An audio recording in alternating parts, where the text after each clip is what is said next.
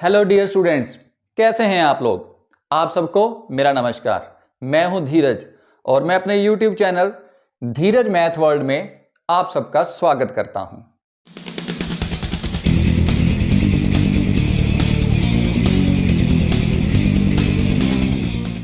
Dear students, आज जो topic मैं आपके साथ डिस्कस करने जा रहा हूं वो है प्रोबेबिलिटी।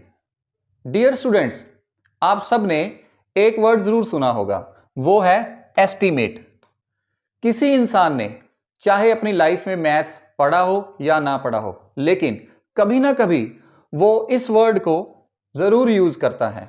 जब हम इस वर्ड को मैथ्स के एक फॉर्मूला के साथ जोड़ देते हैं तो वो फॉर्मूला हमें यह बताता है कि आपका एस्टीमेट एक्चुअल में कितना सही है। मेरे कहने का मतलब यह है कि मैथ्स में हम किसी भी इवेंट के होने के लिए उसका अनुमान यानी एस्टीमेट तीर तुक्के के साथ नहीं लगाते हैं, बल्कि एक कैलकुलेटिव एस्टीमेट लगाया जाता है और उसी कैलकुलेटिव एस्टीमेट को हम प्रोबेबिलिटी कहते हैं। तो चलिए, प्रोबेबिलिटी को अच्छे से एक्सप्लेन करने के लिए मैं आपको कुछ मॉडल्स दिखाता हूं। तो सबसे पहले आप इस कॉइन के मॉडल को देखिए। इसकी दो साइड्स होती हैं, टेल और हेड। अगर हम इसको टॉस करें तो इसमें से हेड आने के कितने चांस हैं, तो इसे हम कहेंगे probability of head. Dear students, इस मॉडल में मैंने प्लेइंग कार्ड्स को डिस्प्ले किया है। जैसे कि आप देख रहे हैं, सबसे पहले हमने स्पेड, फिर डायमंड, फिर क्लब और फिर हार्ट के कार्ड्स को डिस्प्ले किया हुआ है।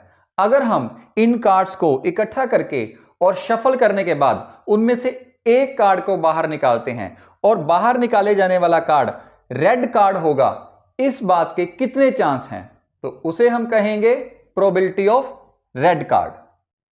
डियर स्टूडेंट्स, अब आप इस डाइस को ध्यान से देखिए।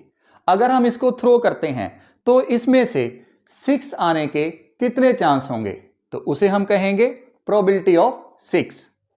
इसलिए अगर हम प्रोबेबिलिटी को एक लाइन में डिफाइन करें तो इसका मतलब होगा the chance of happening of an event, यानी किसी घटना के होने के कितने चांस हैं। डियर स्टूडेंट्स, इससे पहले कि मैं आपको प्रोबेबिलिटी के फॉर्मूला के बारे में बताऊं, यहां पर हमें एक बात और समझनी है और वो है इक्वली लाइकली, जिसका मतलब है कि किसी भी इवेंट में जितने भी आउटकम्स हैं उन सब के लिए बराबर बराबर मौके होने चाहिए। जैसा कि आप लोग यहां पे देख पा रहे हैं, मेरे पास दो बॉक्सेस हैं और दोनों में ही ऑरेंज और वाइट कलर की बॉल्स हैं, लेकिन इन दोनों बॉक्सेस में एक बेसिक डिफरेंस है। ये देखिए, पहले बॉक्स में मैंने दोनों कलर की बॉल्स जो हैं वो मिक्स करके रखी हुई हैं, जबकि दूसरे बॉक्स में आप देख पा रहे हैं वाइट कलर की बॉल्स हैं वो सारी की सारी नीचे हैं और जो ऑरेंज कलर की बॉल्स हैं वो सारी की सारी इसके ऊपर रखी हुई हैं।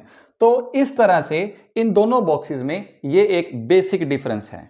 डियर स्टूडेंट्स, अगर हम एक बॉल निकालते हैं इस बॉक्स में से तो देखिए यहां पर व्हाइट और ऑरेंज कलर की बॉल्स मिक्स की हुई हैं, तो दोनों कलर की बॉल्स के पास बराबर के मौके हैं निकलने के लिए।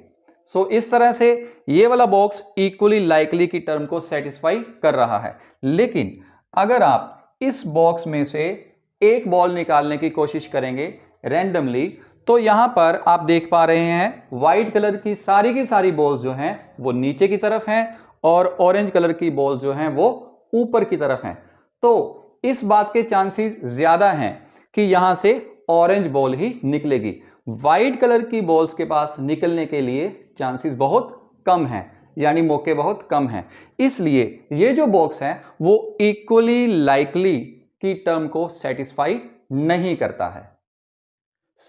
इस तरह से किसी भी इवेंट के लिए इक्वली लाइकली की टर्म को सेटिस्फाई करना बहुत जरूरी होता है। तो चलिए, अब हम प्रोबेबिलिटी के फॉर्मूला की तरफ चलते हैं, जो कुछ इस तरह से है।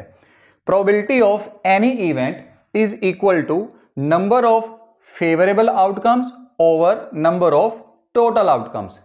फेवरेबल आउटकम्स यहां पर वो परिणाम हैं जो हमारे पक्ष में होते हैं और टोटल आउटकम्स कुल परिणाम होते हैं।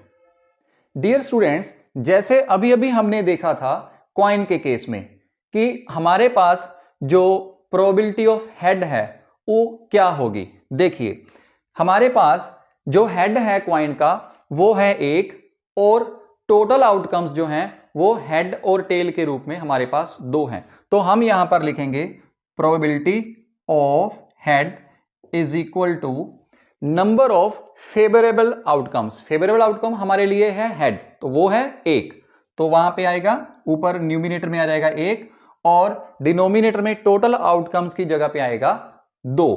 तो इसकी प्रोबेबिलिटी हो जाएगी, probability of head is 1/2। Dear students, अगर हम प्लेइंग कार्ड्स की बात करें तो हम उसमें से एक कार्ड को बाहर निकालते हैं और इस बात की प्रोबेबिलिटी पता करते हैं कि वो एक कार्ड हर्ट का होगा। तो देखिए, हमारे पास probability of heart card will be like this. आपके पास जो नंबर ऑफ फेवरेबल आउटकम्स हैं वो हर्ट कार्ड की गिनती होगी, उसका नंबर होगा जो हमारे पास होता है प्लेइंग कार्ड्स में 13। सो हम न्यूमिनेटर में लिखेंगे 13 और total number of playing cards जो हमारे पास है वो है, हम सब जानते हैं, 52 और इसको कट करने के बाद हमारे पास आ जाएगा 1/4। तो हर्ट कार्ड, प्लेइंग कार्ड में से हर्ट कार्ड की निकलने की प्रोबेबिलिटी 1/4 होगी। डियर स्टूडेंट्स, अब हम बहुत ही इंपॉर्टेंट 2 तरह की प्रोबेबिलिटी की बात करते हैं। उनमें से पहली है इम्पॉसिबल इवेंट। इम्पॉसिबल इवेंट वो इवेंट होती है जो कभी हैपन हो ही नहीं सकती। देखिए, कुछ समय पहले मैंने आपको ये बॉक्स दिखाया था, इसमें हमारे पास 2 तरह की बॉल्स हैं, 2 कलर की, एक तो ऑरेंज और दूसरी वाइट। अगर हम इस बात की प्रोबेबिलिटी पता करें कि इस बॉक्स में से एक बॉल अगर रैंडमली निकाली जाए तो वो बॉल ग्रीन कलर की होगी, तो इसमें से ग्रीन कलर की बॉल कभी भी नहीं निकलेगी। तो ग्रीन कलर की बॉल जो है उसको हम कहेंगे इम्पॉसिबल इवेंट। अब उसकी प्रोबेबिलिटी क्या होगी, आइए देखते हैं। तो सबसे पहले हम लिखेंगे probability of green ball is equal to, according to the formula हमारे पास फेवरेबल आउटकम्स में हमारे पक्ष में ग्रीन बॉल्स का जो नंबर है इस बॉक्स में वो है 0 और divided by number of total balls, total outcomes. मान लीजिए मेरे पास इस बॉक्स में 20 बॉल्स हैं, टोटल बॉल्स जो हैं वो 20 हैं। सो हमारे पास प्रोबेबिलिटी ऑफ ग्रीन बॉल आएगी 0/20, तो इसका आंसर हमारे पास आ जाएगा 0। सो इस तरह से जो इवेंट इम्पॉसिबल होगी उसकी प्रोबेबिलिटी आएगी 0। सो इम्पॉसिबल इवेंट के बाद अब हम बात करते हैं श्योर इवेंट की। श्योर इवेंट वो इवेंट होती है जो हमेशा हैपन होता है। इसकी प्रोबेबिलिटी क्या होगी, आइए देखते हैं। जैसे मैंने आपको कुछ समय पहले ये डाइस दिखाया था, ये देखिए एक बार फिर से। इस डाइस में हमारे पास 6 नंबर्स होते हैं, 1 to 6। अगर हम इस डाइस को थ्रो करें और हम कहें कि इसमें नंबर लेस देन 7 आना चाहिए, दोबारा सुनिए, हम चाहते हैं कि लेस देन 7 नंबर आए इस डाइस को थ्रो करने के बाद, तो इसमें जितने भी नंबर हैं सारे के सारे नंबर ही 7 से कम हैं। तो इसलिए हमारी जो फेवरेबल आउटकम्स हो जाएंगी वो हो जाएगी 6 नंबर्स। सो हम निकालेंगे probability of number less than 7। तो हमारे पास क्या आएगा, फेवरेबल आउटकम्स जो हमारे पक्ष में है वो है 6 और इसकी जो टोटल आउटकम्स हैं, कुल परिणाम, वो भी 6 हैं। तो 6 को 6 के साथ काटने के बाद हमारे पास आ जाएगा 1।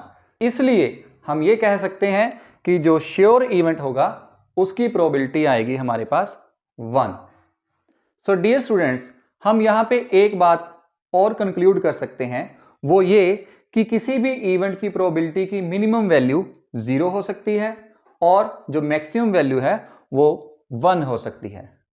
सो इस तरह से किसी भी नंबर की प्रोबेबिलिटी की वैल्यू 0 से लेकर 1 तक हो सकती है, ना 0 से कम और ना ही 1 से ज्यादा। सो डियर स्टूडेंट्स, उम्मीद करता हूं कि आज का ये वीडियो आपके लिए हेल्पफुल होगा। वीडियो अगर आपको पसंद आया हो तो इसे लाइक, शेयर और चैनल को सब्सक्राइब जरूर कीजिएगा। Thanks for watching.